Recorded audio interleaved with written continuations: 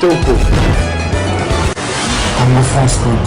Épiscopat national du Congo a tenu la semaine passée les rassemblées plénières extraordinaires au cours de laquelle ils ont principalement examiné la situation sociopolitique, pastorale et sécuritaire du pays. À l'issue de leur examen de la question, ils ont rédigé un message important dont la teneur vous sera présentée tout à l'heure. Ainsi, je donne la parole au secrétaire général de la SENCO, qui est en même temps le porte-parole de cette institution.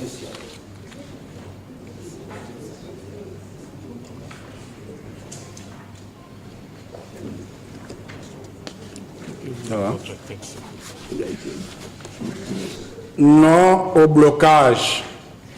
En lingala, je traduirai Toboy Bakal. Face aux tribulations du moment, prenez courage, car le Christ a vaincu le monde. Jean 16, 33.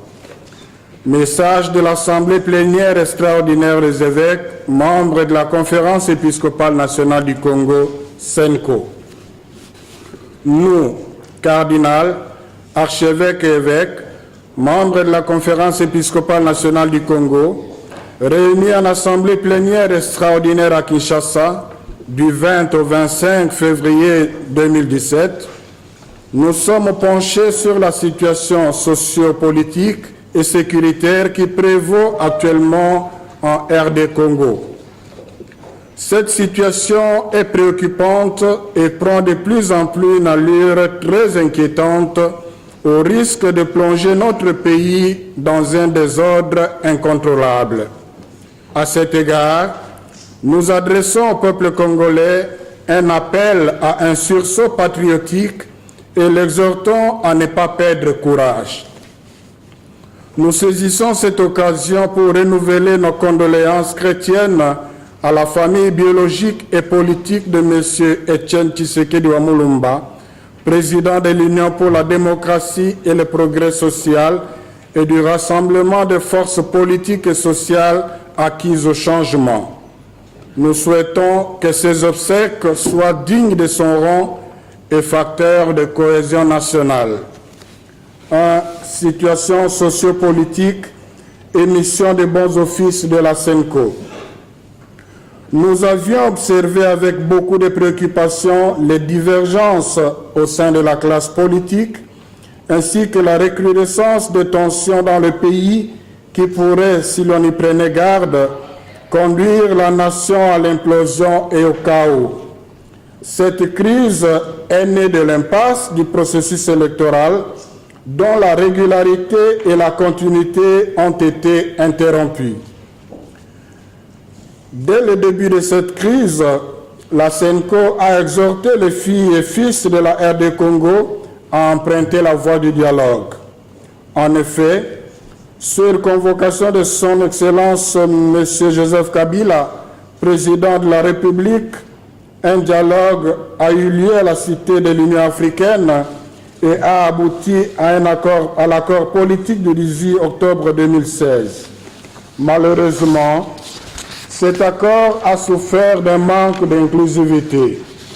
Encouragé par le chef de l'État, la SENCO a mené la mission des bons offices auprès des signataires et des non-signataires de dits accords en vue d'un large consensus pour l'organisation des élections crédibles, transparentes et apaisées.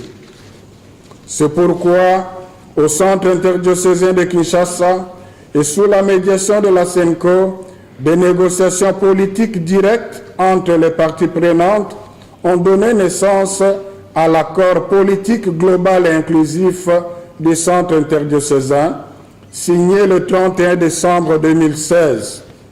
Cet accord historique de la Saint-Sylvestre, salué avec un grand enthousiasme tant par toute la population congolaise que par la communauté internationale, est un compromis politique consensuel et inclusif et s'avère l'unique feuille de route réaliste devant permettre à notre pays de sortir de la crise sociopolitique.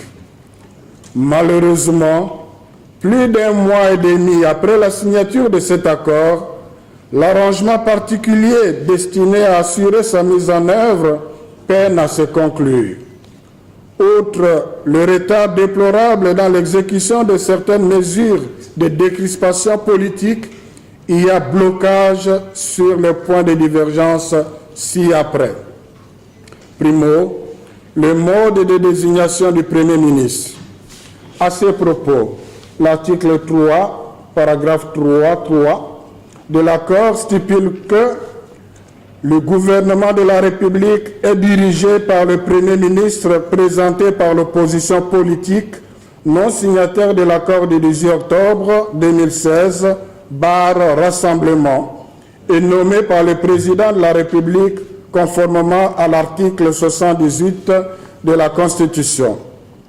Cependant, les parties prenantes ont convenu, à l'article 3, paragraphe 4, que les modalités pratiques de la mise en œuvre des principes énoncés ci-dessus, dont le mode de désignation du Premier ministre, sont déterminées par un arrangement particulier conclu entre les parties prenantes et faisant partie intégrante du présent accord. À la lumière de ces deux articles, il ne se justifie nullement l'intransigeance de présenter un ou plusieurs noms en vue de la nomination du Premier ministre. Il y a nécessité d'un dialogue franc basé sur la bonne foi et la confiance mutuelle entre la majorité présidentielle et le Rassemblement. Secondo, la répartition des portefeuilles ministériels entre les composantes. Les uns exigent que l'affectation des ministères soit connue avant la désignation du Premier ministre, d'autres l'envisagent à la formation du gouvernement. Ce serait dommage que cette question puisse constituer un point de blocage, d'autant plus que la recherche de biens communs va bien au-delà des intérêts privés. Au regard de ces blocages, nous constatons que la longue attente du peuple congolais, qui tient à la tenance démocratique pacifique, se manifeste par l'impatience et la montée de tensions, même à l'égard de la CENCO, qui pourtant n'assure que la médiation.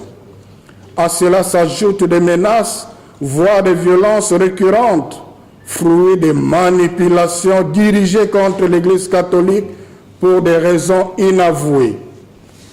C'est ici pour nous l'occasion de fixer l'opinion sur la mission de bons offices de la CENCO, qui consiste à offrir aux acteurs politiques et sociaux un cadre propice aux concertations et à les exhorter à trouver un consensus en privilégiant les intérêts de la population et le bien supérieur de la République. La CENCO ne jouant que le rôle de médiation, on ne peut lui attribuer la responsabilité du blocage. Toutefois, fidèle à sa mission prophétique, la CENCO est décidée à accompagner le peuple congolais dans la mise en œuvre de l'accord de la Saint-Sylvestre. 2. Situation sécuritaire, condamnation et compassion.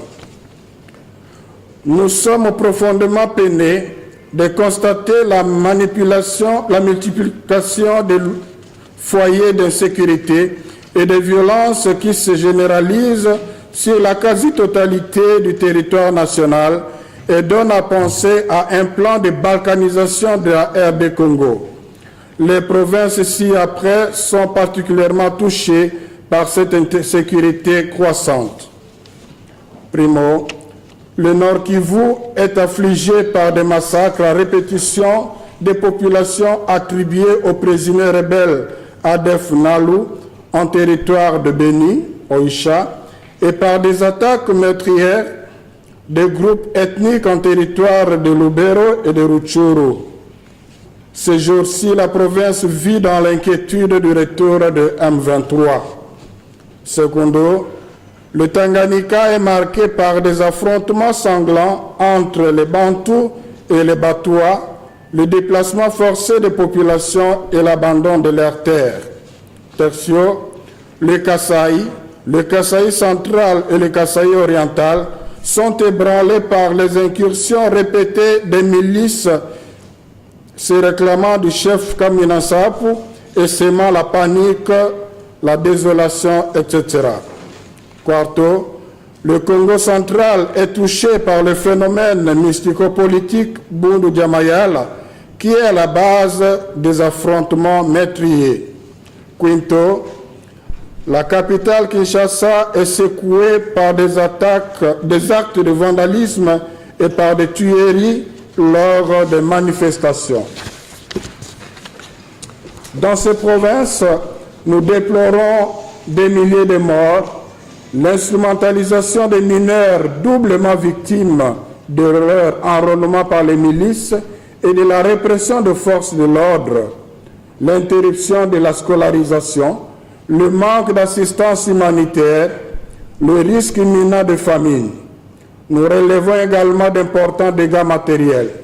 En témoigne la destruction des symboles de l'État, des écoles, des hôpitaux, des paroisses, des maisons religieuses et tout récemment, le saccage du grand séminaire de Malolé à Kananga et des églises paroissiales, Saint-Dominique à Kinshasa-Limité, Saint-Kizito et Saint-Martin à Lubumbashi, Bon Pasteur à Boma, Sainte-Marie à Lukalaba, à Mbujimayi et au diocèse de Luiza, Saint-Mathias à Mubinza, Saint-Jean à Yangala, Sainte-Thérèse à Dibadisha et Saint-Boniface à Ngwema.